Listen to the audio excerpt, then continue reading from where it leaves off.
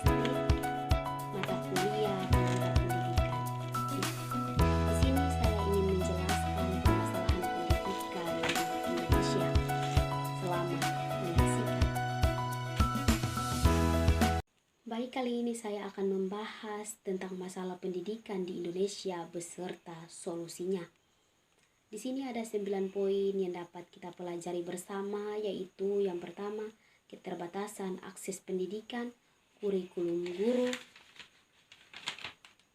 kurikulum yang tidak relevan, kesenjangan pendidikan antara daerah, kurangnya fasilitas pendidikan, masalah finansial siswa, kurangnya keterlibatan orang tua, tingginya tingkat pengangguran setelah lulus. Kita akan membahas poin yang pertama, yaitu keterbatasan akses pendidikan. Salah satu masalah utama adalah keterbatasan akses pendidikan, terutama di daerah pedesaan. Banyak anak tidak dapat mengakses pendidikan berkualitas karena jarak dan transportasi yang terbatas. Solusi yang dapat kita ambil dari masalah ini adalah harus membangun fasilitas sekolah terdekat agar mereka dapat mengakses tempat pendidikan dengan cepat dan menyediakan transportasi sekolah. Baik, kita akan masuk ke dalam poin yang kedua, yaitu kurikulum guru. Banyak guru di Indonesia yang sudah cukup memadai, tetapi dalam praktek kerja mereka tidak mengajar sesuai dengan pelatihan yang dilakukan, sehingga kurangnya pendidikan bagi anak-anak. Kita akan masuk di dalam poin yang ketiga, yaitu kurikulum yang tidak relevan.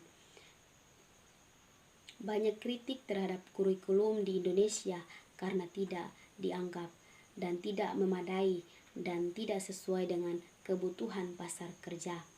Perlu diketahui bahwa renovasi kurikulum untuk memastikan bahwa sistem di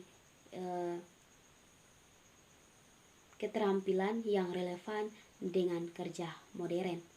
Pada poin yang keempat adalah kesenjangan pendidikan antara daerah. Kesenjangan antara daerah perkotaan dan pedesaan dalam hal akses dan kualitas pendidikan masih menjadi masalah serius. Perlu dilanjutkan menyamakan peluang pendidikan bagi semua anak. Kita akan masuk ke dalam poin yang kelima, yaitu kurangnya fasilitas pendidikan. Kurangnya fasilitas pendidikan membuat sehingga anak-anak tidak dapat belajar dengan nyaman. Seperti fasilitas yang dapat dicontohkan adalah ruang kelas, perpustakaan, laboratorium. Hal ini dapat kita mengambil solusi, yaitu dengan mengalokasikan lebih banyak anggaran untuk pembangunan infrastruktur pendidikan. Pada poin yang keenam adalah masalah finansial siswa. Biaya pendidikan memang adalah salah satu masalah yang terutama untuk pendidikan bagi anak-anak, karena di mana tidak ada biaya maka mereka tidak bisa melanjutkan pendidikan mereka. Hal ini dapat membuat anak-anak jadi putus sekolah sehingga menyebabkan mereka menjadi pengangguran. Pemerintah dapat mengeluarkan dana beasiswa atau dana keluarga hingga mereka dapat melanjutkan pendidikan mereka ke jenjang yang lebih tinggi. Pada poin yang ketujuh adalah kemiskinan dan putus sekolah. Memang kondisi ekonomi keluarga dapat memaksa anak-anak untuk putus sekolah. Karena itu pada poin yang keenam yang tadi sudah saya jelaskan, bahwa perlu mengeluarkan bantuan program sosial agar anak-anak dapat melanjutkan studi mereka dengan baik hingga selesai. Pada poin yang ke-8 adalah kurangnya keterlibatan orang tua.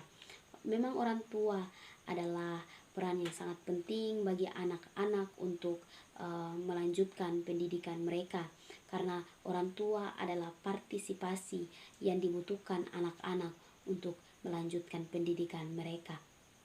Pada poin yang ke-9 adalah tingginya tingkat pengangguran setelah lulus.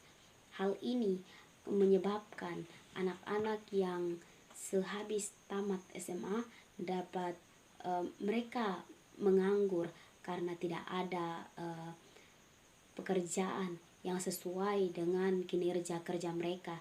Hal ini solusinya adalah kita harus bekerja sama dan selalu melakukan pendekatan dengan institusi pendidikan dan industri untuk memastikan bahwa mereka dapat mendapatkan pekerjaan yang layak sesuai dengan kinerja mereka dan yang dibutuhkan di pasar kerja.